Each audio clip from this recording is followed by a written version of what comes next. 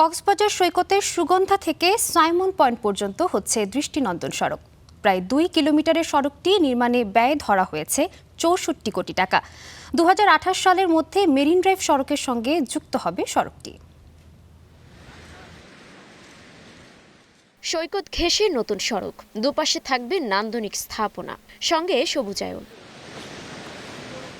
সরকার ও জাইকার যৌথ অর্থায়নে সড়কটি নির্মাণ করছে কক্সবাজার পৌরসভা। 28 মিটার প্রস্থের সড়কটিতে ব্যয় হচ্ছে 64 কোটি টাকা। প্রকল্প বাস্তবায়ন হলে হোটেল মোটেল জোনের সার্বিক চিত্র বদলে যাওয়ার আশা সংশ্লিষ্টদের। এটা জাপান সরকার এবং বাংলাদেশ সরকারের মধ্যে স্বাক্ষরিত একটা প্রকল্প, এবং ওখানে কনসালটেন্ট টিম যারা আছে জাপানিজরাই সরাসরি নিয়ন্ত্রণ করছেন। এটাকে দুই ভাগ করা হয়েছে।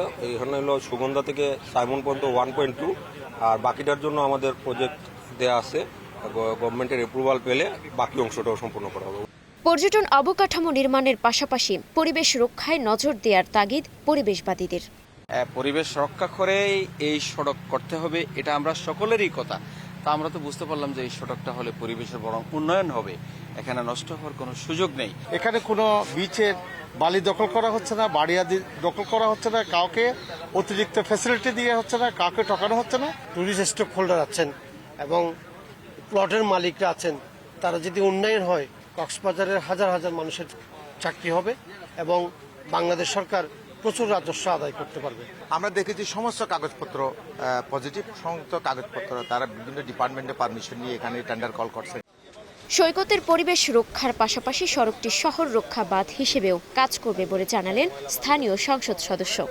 এটা একটা মডেল রাস্তা হবে, এবং এই রাস্তা দেখে আমার মনে হয় যে এই যে আপনারা দেখবেন যে মেইন ড্রাইভটা ভাঙার মুখে পড়ে সবসময়, এটা সবসময় রিপেয়ার করতে হয়। তাহলে এটা এমনভাবে তৈরি করা হচ্ছে এই রাস্তাটা যাতে রিপেয়ার করতে না হয়, এবং যাতে শহরও রক্ষা হয়, মানুষের প্রপার্টিও রক্ষা হয়। 2028 সালে সড়কটি চালু হলে কমে আসবে যানজট, একই সঙ্গে কমবে ছিনতাই সহ নানা অপরাধ। Desk report, star news.